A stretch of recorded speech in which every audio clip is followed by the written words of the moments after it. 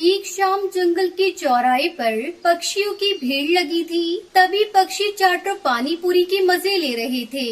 लेकिन तभी जंगल के बीच लगा गटर का ढक्कन खुल जाता है और उसके अंदर से एक मगरमच्छ बाहर निकलने की कोशिश करने लगता है। अरे बाप रे, ये मगरमच्छ यहाँ कैसे आ गया? अरे भागो रे भागो। उसको देख सभी पक्षी घबराकर इधर उधर भागने लगते हैं। तभी टुनटुनी नाम की एक चिड़िया अपनी बिल्ली के साथ वहाँ से गुजर रही थी। अरे ये पक्षी इस तरह डरकर क्यों भाग रहे हैं? लगता है जंगल में कोई मुसीबत आई है।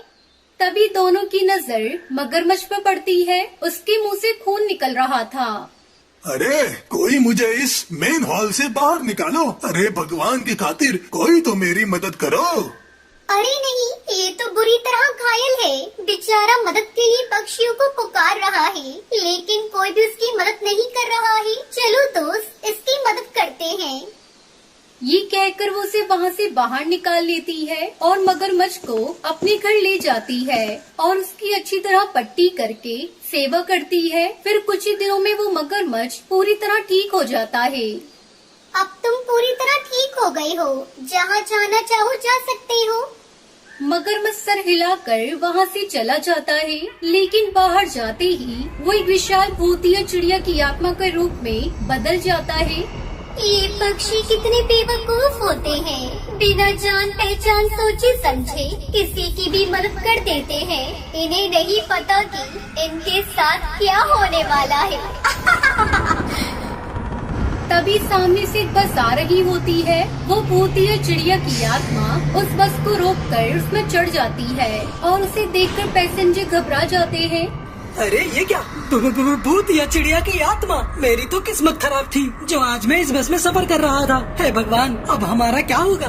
तुम लोगों में से कोई भी इस जंगल से बाहर नहीं जा सकता। मैं एक भूतिया चिड़िया की आत्मा हूँ। तुम पक्षियों को खाने के बाद मैं इस दुनिया की सबसे शक्तिशाली भूतिया चिड़िया की आत्मा बन जाऊंगी। उसके बाद यहाँ सिर्फ मेरा ही राज होगा, राज।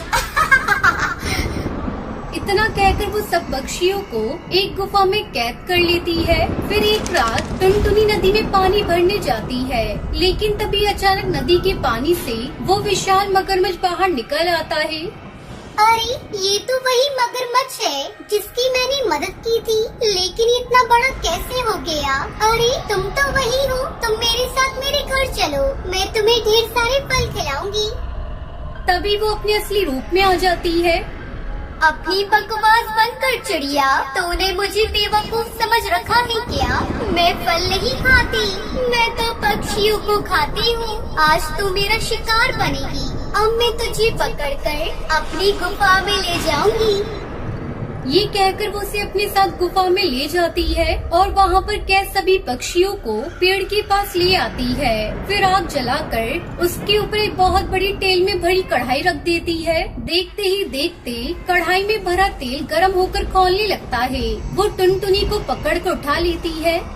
मेरी जान बचाने वाली चिड़िया, अब मैं सबसे पहले तुझे ही तेल में फ्राई करके खाऊंगी। चल मरने के लिए तैयार हो जा। लेकिन तभी टुनटुनी का बिल्लू बिल्ला वहाँ आ जाता है। टुनटुनी को छोड़ दे, एहसान फरामोश चिड़िया, वरना मैं तेरी जान ले लूँगा। लगता है तू भी इन पक्षियों के साथ मरना चाहता है। चल ठीक है, मैं अभी तेरी ख्वाहिश पूरी कर देती हूँ।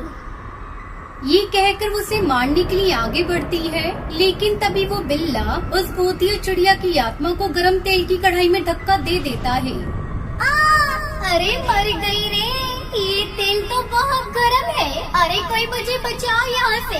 टुनटुनी बहन, मुझे माफ कर दो, प्लीज मेरी जान बचा लो। मैं दोबारा किसी को परेशान नहीं करूँगी। फिर देखते ही देखते वो भूतिया टूनी चिड़िया की आत्मा गरम तेल में जलकर मर जाती है। उसके बाद सभी पक्षी हंसी खुशी अपने घर लौट जाते हैं।